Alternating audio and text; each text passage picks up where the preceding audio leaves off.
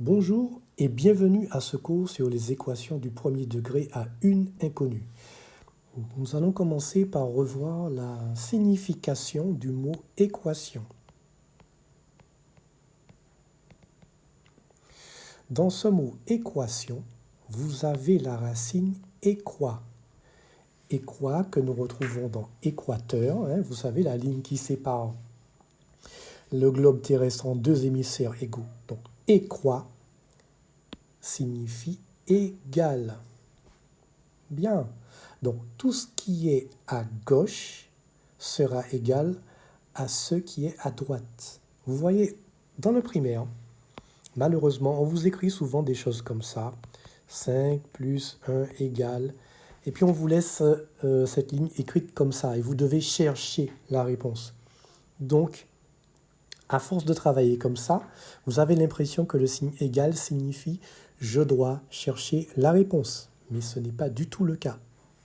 Maintenant, il faut voir le signe égal comme un symbole d'égalité. Tout ce qui est à gauche est égal à ce qui est à droite du signe. Nous allons représenter une équation par une balance de Roberval avec des plateaux équilibrés. Donc tout ce qui est à gauche a le même poids que ce qui est à droite. Donc nous commençons par le signe égal. Nous allons rechercher la masse de l'orange. L'orange a une masse inconnue. Par conséquent, nous allons la représenter par la lettre X. Alors, qu'est-ce que nous avons à gauche? Nous avons l'orange, représentée par la lettre X. Nous avons une masse de 50 grammes ici. Donc, nous ajoutons plus 50. Qu'est-ce que nous avons à droite? Nous avons une masse de 200 grammes et une masse de 50 grammes. Donc, nous allons écrire 200 plus 50.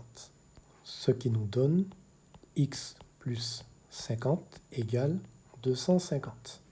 Bien. Alors, que faut-il faire pour trouver la masse de l'orange à gauche? Vous voyez qu'on a 50 là, qui est l'intrus en fait. Il faudrait le faire disparaître. Comme ça, on obtiendrait seulement la masse de l'orange à gauche. Comment faire pour faire disparaître ce 50? Alors, on va l'enlever. Vous voyez, si on l'enlève là, la balance sera déséquilibrée. Donc, elle va pencher à droite. Pour garder l'équilibre, si on enlève 50 à gauche, il faut aussi enlever 50 à droite.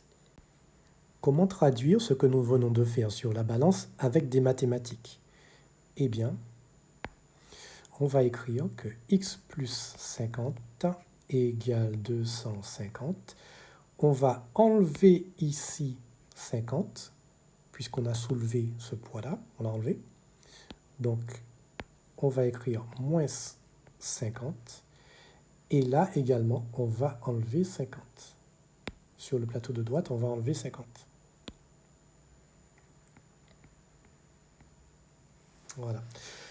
Alors, ces deux-là vont faire 0. Et il va rester seulement, sur la gauche, il va rester seulement x. Et ici, 250 moins 50.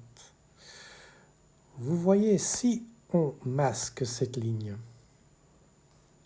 on a l'impression que le 50 plus 50 ici est passé de l'autre côté et est devenu moins 50.